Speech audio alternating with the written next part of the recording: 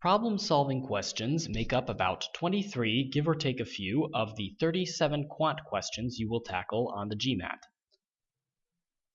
Problem-solving questions are simple multiple-choice questions that ask you a question and expect you to select the correct answer choice out of 5 possible choices given.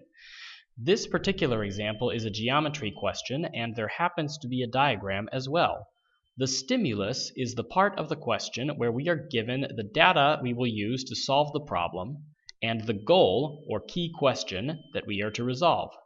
Now, one thing that MBA Center students know well is that time management is crucial on the GMAT. However, it is important not to confuse efficiency with panic.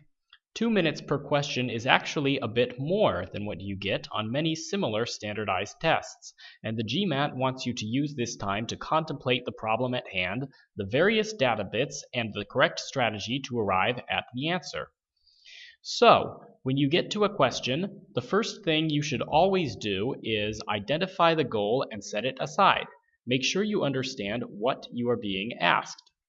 Then you will need to mathematize everything. This is easy for more abstract questions where most, if not all, of the given information will already be given to you in terms of mathematical statements and symbols. Even then, however, you should still write down all the data that you are given.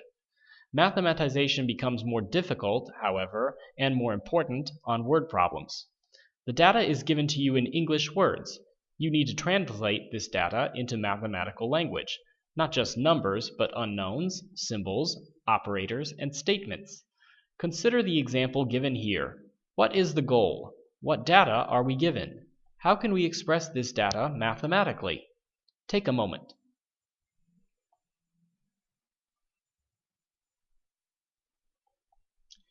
Suppose that we use the unknown R to represent the amount of revenues the company gets from the product line. This is our goal. The unknown S1 represents the payment the consultant gets under the first plan, and S2 represents the payment the consultant gets under the second plan. Each unknown is a function of the revenue the company gets. This is easy enough to express mathematically.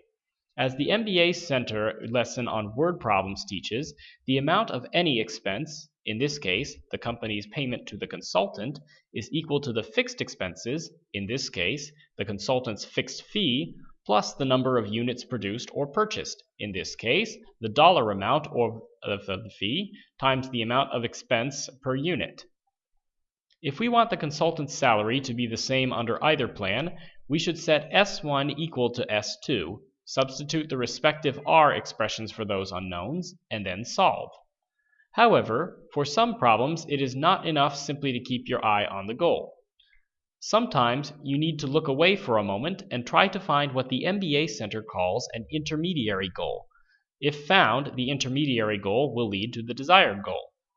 If you get too fixated on the final outcome of the recipe, you may neglect to look for a necessary ingredient of that recipe. Have a look at this example.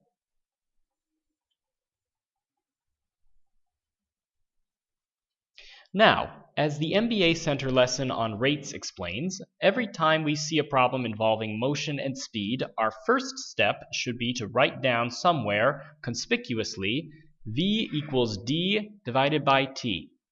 This is the master formula for relating distance, velocity, and time. Here, two people are traveling toward different destinations, and so there are two speeds, two distances, and two times. Then, we plug in the values that we are given for Catherine's speed, and Bob's time.